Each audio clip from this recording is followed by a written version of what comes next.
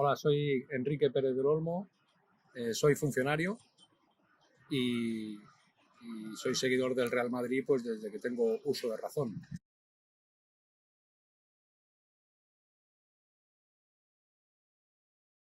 Bueno, al fútbol por influencia de mi padre, desde, como te digo, desde que tengo uso de razón. Desde muy chiquitín yo vivía los partidos del Real Madrid en mi casa con mi padre, que era un forofo, era socio del Real Madrid, y pues yo lo vivía por influencia de mi padre con mucha pasión. O sea que desde que tengo uso de razón, el fútbol y en concreto el Real Madrid a mí me ha apasionado siempre.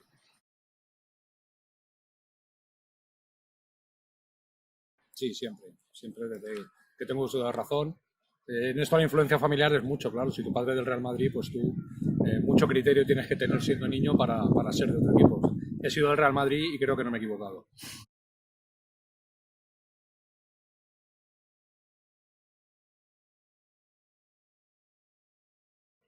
Bueno, pues a mí mi padre me hizo socio del Real Madrid con 8 años y entonces yo iba a la zona de la tribuna con él sentado y entonces existía la Peña de las Banderas, que se llama, que ese es el germen de los Ultrasur. Era una peña ubicada en el fondo sur, igual que los Ultrasur, y lo que era todo el fondo se llenaba de banderas.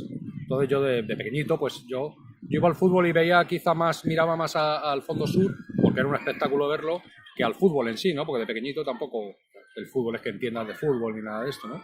Entonces eso me llamaba mucho la atención y yo desde siempre le decía a mi padre que yo quería ir ahí, que quería ir, lógicamente él no me dejaba, hasta que ya pues con 14 años aproximadamente pues ya me dijo, venga, vete para allá y yo allí pues disfrutaba un montón y me llamaba la atención que yo veía que era realmente el que animaba al resto del estadio, el resto del estadio a los jugadores y eso se notaba en el ánimo de los jugadores.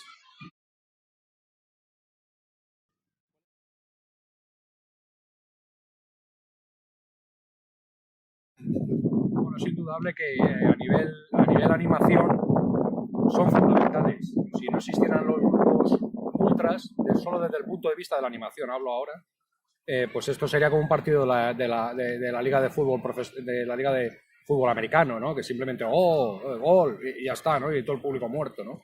Entonces es indudable que es una parte muy importante del espectáculo, sobre todo antes del partido. Antes del partido tú vas al campo del Betis, al campo del Real Madrid en un partido importante y ya es parte del espectáculo.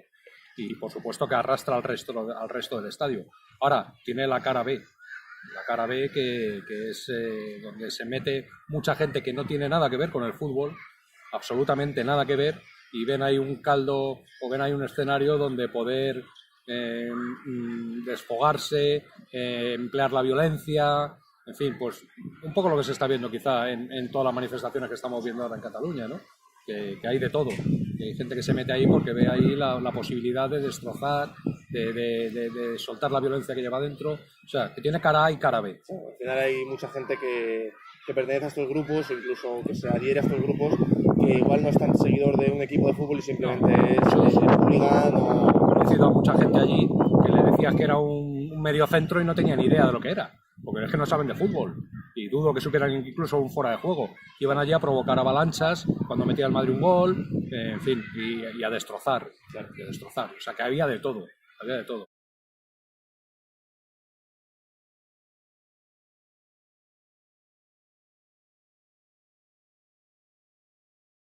No, en absoluto, la violencia no está justificada jamás, jamás. Otra cosa es que seas animando, que seas como el que más, porque eso yo he comprobado en tantos años que he estado socio del Real Madrid y en los años que he estado en los Ultrasur. O sea, es increíble la influencia del grupo, primero en el resto de la afición y luego en los jugadores. Eso se transmitía, eso lo han reconocido ellos infinidad de veces. Hace 2 o 3 días vi un programa en Telemadrid de madrugada donde Butragueño hablaba de aquello. Decían las remontadas, las históricas remontadas del Bernabéu, el primer gol lo metía el público y ahí ya íbamos detrás nosotros. O sea, la influencia de los grupos ultras como animadores es innegable. Otra cosa es el trasfondo que tiene y la gente que se cuela ahí.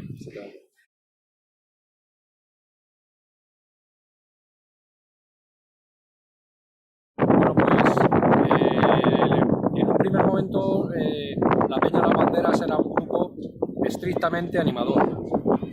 Gente muy madridista, era el motor del estadio, el motor de la afición Pero después esto ya empezó a degenerar en los Ultrasur y yo recuerdo varios episodios de haberme metido en temas de violencia, ¿no? De vandalismo, y que dije, esto no es lo que yo quiero. Yo lo que quiero es animar al Real Madrid, pero yo esta gente no la quiero. Entonces yo seguí yendo al estadio, no salía ya con ellos por la calle, que a lo mejor quedábamos algún miércoles, pero yo veía que la gente pasaba a lo mejor al lado de un banco catalán, y salía de no sé qué, cogían una piedra, la tiraban a escaparate y echaban a correr. Y yo me quedaba allí, el último, porque no me esperaba eso. Entonces, yo, claro, de esa gente me alejé inmediatamente. Yo seguía yendo al estadio, seguía yendo al Fondo Sur, con los Ultrasur, yo seguía animando a mi equipo, pero eso al final, pues vas viendo que eso va degenerando y lo dejé, seguí siendo socio del Real Madrid, me aparté un poquito de la zona que ellos ocupan y yo seguí disfrutando de mi equipo y animando a mi equipo, pero ya fuera de ese grupo.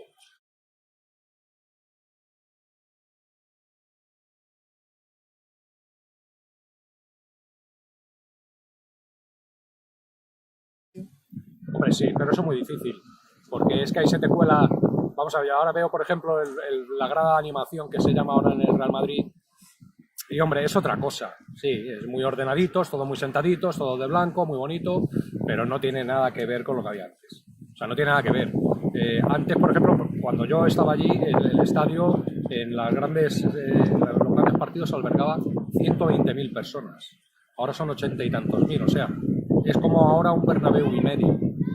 Eso es de pie, una gran parte, el 50% más del público de pie, saltando, gritando todos a la vez. Eso pone los pelos de punta. Ahora es otra cosa. Que sean necesarios esos grupos, necesario para el espectáculo, muy conveniente. Pero claro, yo lo que veo muy difícil es filtrar que ahí no se cuelen elementos perturbadores, violentos, etcétera. Pero sí es parte del espectáculo, es indudable. Claro, es que hay muchas veces que grandes equipos también, en grandes ocasiones, como puede ser unos cuartos de final, una semifinal de Copa Europa, o también en grandes ocasiones en partidos de Liga, los propios jugadores o los propios entrenadores reclaman a este tipo de grupos, como puede ser en el caso del Paris Saint-Germain, que lo reclamó en una eliminatoria para que se reforzase el estadio. Aunque claro, entramos a lo mejor en un debate de son necesarios para animar, pero a lo mejor no nos benefician tanto en lo que terminan haciendo al final. Claro, hombre, para los clubs es muy importante. O sea, yo recuerdo las famosas remontadas del Bernabéu, que allí ibas, claro, íbamos de pie, como te digo. Entonces ibas a coger sitio. Allí abría el estadio 2 horas antes, o en estas ocasiones que incluso antes. Y yo recuerdo que 2 horas antes, toda la zona de pie y gran parte de la zona de asiento, el estadio estaba lleno, y era invierno. Y ya estabas animando, y los futbolistas estaban en el hotel de concentración, pero el campo ya estaba animando. Cuando ellos llegaban al estadio, eso dicho por ellos, es que les incentivaba eso de una manera que salían al campo a morder, y mordían. Y era impresionante ver el ambiente mucho antes del partido, era impresionante. Entonces esto, desde el punto de vista del club, indudable que para ellos el que el campo se vuelque, que haya grupos de estos, pues es un valor tremendo para ellos, un valor tremendo. Bueno, muchos, sí, lo que tú has dicho, siempre que hay una gran ocasión y el partido se ve complicado y tal, el propio club reclama el apoyo de la grada, ¿no? O sea, que es innegable que es muy importante. Muy importante.